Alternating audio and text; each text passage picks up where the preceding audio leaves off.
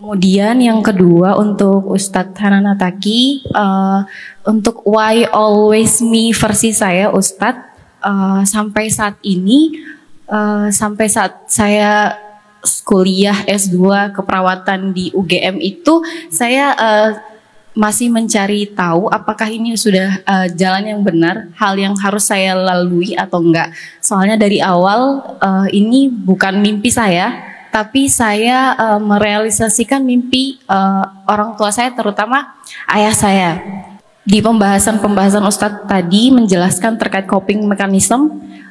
Kebetulan penelitian saya saat S1 juga tentang itu, tentang positive self-talk, di mana kita mengubah pemikiran yang negatif menjadi pemikiran yang positif, dan hal itu yang saya terapkan sampai saat ini. Tapi ada momen di mana saya ke-trigger sama kejadian-kejadian di masa lalu yang membuat saya bertanya apakah ini sudah hal yang benar dan harus saya lalui, saya harus selesaikan.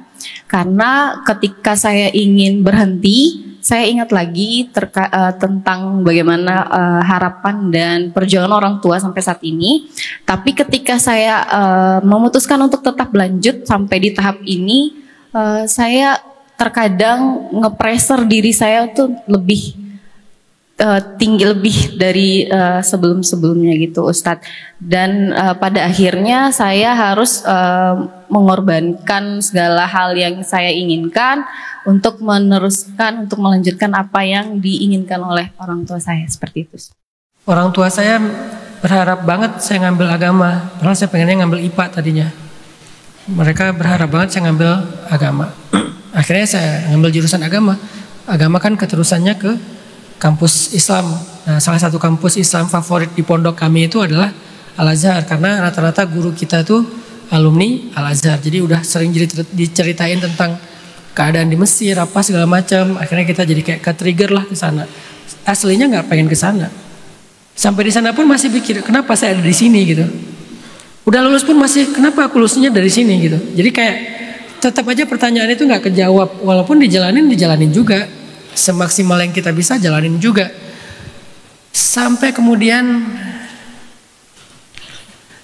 saya menikah di sana, ketemu istri di sana, satu persatu jawaban itu saya dapetin gitu. Oh, Allah tuh suruh saya ke Al-Azhar itu untuk cari jodoh di sana teh. Saya ketemunya di Al-Azhar, walaupun menikahnya di Mekah, tapi ketemunya di Al-Azhar. Oh, itu satu. Kedua, selain punya hobi bukan hobi ya, passionnya kalau di pendidikan itu di science, juga punya jiwa movement, pengen bikin movement. Sampai di sana ketemu dengan salah satu dosen favorit saya, namanya Dr. Ahmad Zaid. Beliau sekarang tinggal di Qatar. Beliau itu adalah ketua Asosiasi Dakwah Pemuda se-Afrika.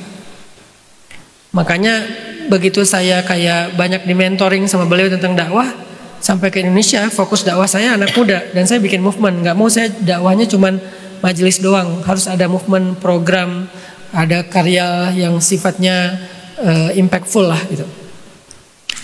Oh, berarti kenapa saya ke Al-Azhar? Karena saya disuruh ketemu sama Dr. Ahmad Zaid supaya saya bisa menyalurkan naluri movement saya gitu. Pulang dari Al-Azhar, saya bikin dakwah tren anak muda, yaitu tren hijrah. Setelah bikin tren hijrah, sekarang bikin misalnya kayak sekolah gratis, bikin tempat nongkrong anak muda, tapi nongkrongnya itu untuk belajar. Yang kita kasih nama plesetan pesantren jadi pesan_tren. Saya nggak bikin pondok pesantren, tapi saya menyebarkan pesan lewat tren. Nah, ini kan semuanya hasil mentoring sama Dr. Ahmad Zaid. Beliau memang nitip sebelum saya pulang, Hanan, kamu nanti di Indonesia saya titip, kamu dakwahnya nggak usah aneh-aneh, pokoknya fokus di anak muda aja ya gitu. Dan kalau bisa pilih anak muda yang belum kena dakwah, yang belum tersentuh dakwah. Saya nggak milih santri, saya nggak milih aktivis, saya milihnya anak nongkrong. Karena emang itu kalau bahasa Jawanya dauh yainya lah. Itu pesan dari Dr. Ahmad Zaid. Lalu saya mulai improve dengan metodologi tren itu. Oh, itu jawabannya. Terus sampai akhirnya saya sadar, kalau kita bikin connecting the dot dalam perjalanan hidup kita, sebetulnya semua itu ada satu alasan yang sama. Kenapa dulu saya waktu kecil juara musabakoh, padahal saya nggak terlalu pengen ikut musabaqah, tapi juara sampai nasional. Karena biar nanti masuk ke Al-Azhar itu lewat bacaan Al-Qur'annya pasti lebih mudah. Di Al-Azhar, saya tadinya udah sampai Al-Azhar pun masih mau milih jurusan lain. Tadinya jurusannya jurusan pemikiran Islam. Sama dosen disuruh pilih tafsir Al-Qur'an. Karena di Al-Azhar itu bukan kita yang milih waktu zaman saya, tapi yang milih dosen. Ketika dites, kamu tafsir. Prof, saya pengen ke itu pemikiran. Enggak, tafsir. Pemikiran. Tafsir. Padahal pas saya tes psikotesnya saya thinking extrovert kan. Harusnya pemikiran lah, karena banyak mikir. Saya capek aja mikir. Kalau capek harus mikir. Kalau orang capek mikir, istirahat ya. Kalau saya capek istirahat mikir. Jadi maksudnya kayak senang mikir aja gitu. Program apa lagi ya, bikin apa lagi ya. Saya kemana-mana pasti mikirin tentang design thinking. Saya bisa pakai tuh analytical thinkingnya, creative thinkingnya dipakai langsung. Wah ini bikin ini bikin ini. Kayak misalnya pas saya lagi ke pulau kemarin ke Banda Neira. Anak muda di sini apa ya masalahnya ya. Saya cari analyticalnya. Udah gitu yuk kita bikin program ini yuk. Buat ngajarin anak-anak pesisir tentang dive skill. Sehingga mereka bisa di dive guide profesional. Jadi punya pekerjaan segala macam. Akhirnya saya menyimpulkan bahwa ada semua ini bukan kebetulan. Dan semua ini bukan kesalahan. Semua ini punya alasan yang jelas. Allah yang mentakdirkan saya ada di sini. Dan takdir saya nggak menghalangi saya dari passion dan kenyamanan hidup saya. Tinggal bisa nggak saya mengconnecting semua itu menjadi sesuatu yang integrate. Jangan dipisah-pisah sehingga harus dipilih passion, karir, passion, karir. Kenapa nggak dijadikan sebuah satu hal yang satu paket? Akhirnya saya berpikir passion saya di movement. Passion saya itu kalau dari sisi kehidupan pribadi itu senangnya dengan yang adventurous life. Hidupnya itu harus banyak petualangan, eksperiental. Pokoknya cari experience banyak-banyaknya, olahraga yang ekstrim-ekstrim gitu kan. Apa hubungannya dengan Ustadz? Kan Ustadz mah justru nggak olahraga yang kayak gitu-gitu. Olahraganya mungkin lari atau apa. Sekarang malah fitness gitu kan. Bukan yang surfing, skateboard, diving, cliff dive. Mana ada Ustadz cliff dive? Loncat dari tebing. Cliff dive, snowboarding misalnya. Apa hubungannya ya adventurous life sama Ustadz? Karena saya dakwahnya di anak muda. Dan anak muda yang saya garap itu anak nongkrong, anak main, anak hobi. Saya coba belajar hobi-hobi mereka walaupun gak semuanya yang saya seneng-seneng aja. Saya belajar, akhirnya dakwahnya di anak-anak hobi. Gara-gara saya belajar surfing, para surfer-surfer di Jawa Barat itu banyak yang jadi pelatih saya. Terus kita kayak banyak ngomongin tentang fikih. Boleh gak sholat dengan pakaian yang basah? Mereka pikir pakaian basah itu gak boleh sholat. Saya bilang gak ada rukun syarat sah sholat pakaian kering. Gak ada itu. Yang ada menutup aurat. Jadi kalian gak apa-apa sholat dengan pakaian basah. Atau bawa sarung misalnya. Bajunya basah gak apa-apa. Gimana hukum sholat di pantai, di atas pasir kalau gak bawa sajadah? Selama gak melihat kotoran, gak mencium aroma kotoran, gak benar-benar ada najis di situ, maka dia adalah bersih atau suci lah kalaupun dianggap kurang bersih secara logika kita. Akhirnya banyak ngomongin fikih mereka. Malamnya malah mereka tahajud. Saya aneh tuh. Para server yang biasanya malam itu biasanya alkohol, ini malah malamnya mereka tidur terus tahajud, bangun duluan karena mereka morning person banget kan. Jadi saya pikir oh gini ya cara Allah ngasih saya jalur kehidupan. Nah, buat saya Mbak Asri itu udah on the track. Karirnya di bidang keperawatan, passionnya di bidang fotografi. Kenapa nggak disatuin aja? Selain Mbak Asri punya pekerjaan sebagai perawat, misalnya saya nggak paham ya karir ini akan kemana arahnya. Nih saya tebak-tebak aja. Mungkin nggak Mbak Asri misalnya suatu saat bikin movement aja. Karena tentang fasilitas kesehatan di Indonesia itu kan lumayan bermasalah kan. Ketika kemarin saya ke daerah Banda Neira ada satu pulau, itu nggak ada puskesmas di pulau itu. Penduduknya sekian ribu, tapi nggak punya puskesmas. Jadi kalau orang sakit di situ, dia harus dirujuk ke rumah sakit yang jaraknya 8 jam naik kapal. Naik pesawatnya seminggu cuman sekali, jadi nggak mungkin nunggu pesawat.